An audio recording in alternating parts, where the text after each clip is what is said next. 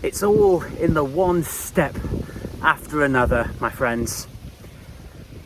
Making progress, and frankly, as I'm thinking to myself, both in my head and out loud, as I was walking over here, I think we've got so much pressure on our brains, and it's overwhelming. I think everybody feels it somehow, dealing with so many different emotions, and feeling upside down, just feeling confused and disorientated, and things feel really chaotic. I mean, is it just me?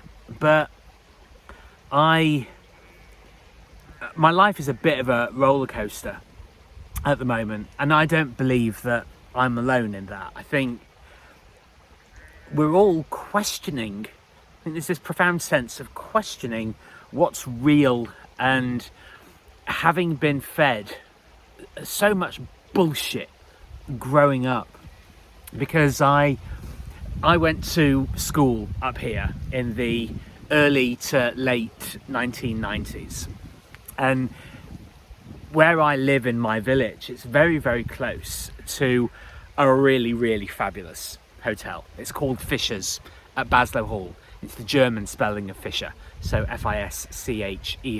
It's a really fabulous 5-star hotel that was once lived in by this electrical engineer called Ferranti, who came up with, I think he came up with gas lamps. So not electrical engineer, but anyway, quite influential. It's a beautiful, beautiful house.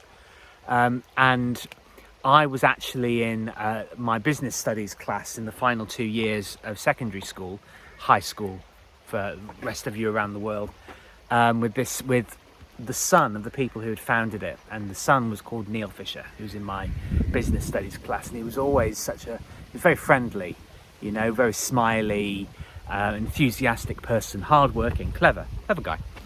And I've seen him around the village a few times, and thought, oh, we've got to say hello. And I was coming out of the local shop a few days ago, and he was driving off in his car, but he stopped as he was about to leave, and I shook his hand and we had a little chat.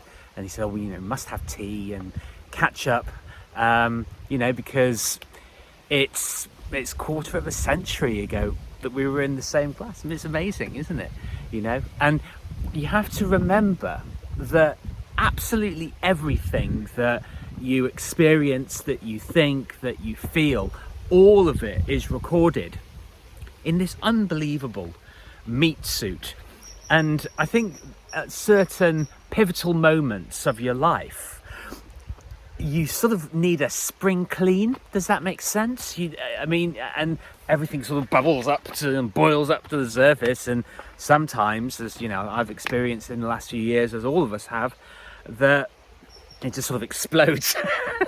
Frankly, it explodes, and you need some help, and you need to get out into the world and do things to deal with all of these emotions. And earlier I listed overwhelming emotions and perhaps what you might call negative emotions: anger, chaos, confusion, feeling.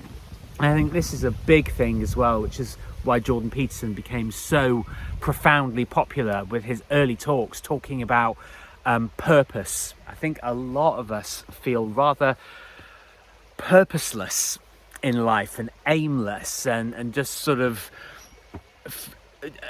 wandering around, wondering what to do to live our best lives and to be the best version of ourselves. But at the same time, you can actually feel very enthusiastic and excited for life and hopeful, and understand that there is a point to all of this.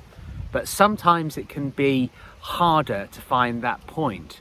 But I think obviously doing things that you love is really important. I recently finished a jigsaw puzzle. It's very satisfying, and I'm going to buy some more and do that. I've started sort of off and on reading again, but also I think this idea of, as you get older, of continuing to do new things to get as much variety in your life, and through that find the right support for whatever you need help with. And it's funny, actually. I think a lot of people struggle with the sheer amount of, through social media particularly, the sheer amount of backlash that you can get from people. And I don't think our brains are really geared up for dealing with the type of criticism that we get and the amount of it, the level of it. And I did a video recently where I was talking, I actually can't remember exactly what I said about it, but obviously the news cycle is just churning over and over what happened to Donald Trump getting shot at that rally, and then there are people that say it was staged, and there are people that say it didn't happen. There are people saying that, oh, it's the left and they want to kill Donald Trump. And when you actually watch the footage of the Secret Service agents, I mean it's inappropriate to laugh, but there was this guy who played this video, and he'd layered it with kind of circus music.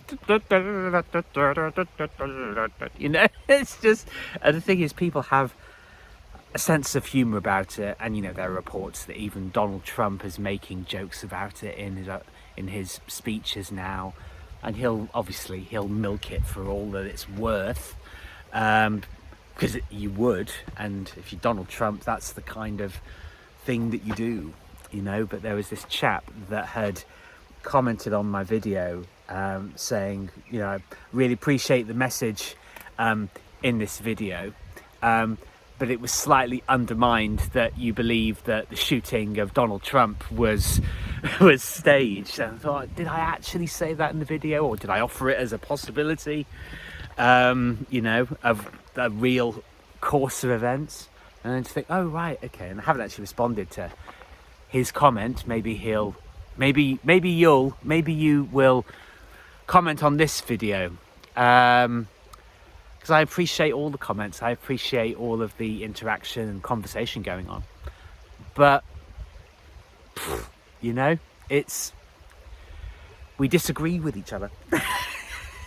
And oh right, okay, so you don't agree with me, and for him / you, dear viewer, that maybe undermines the other stuff that I've said in the video. And you know what?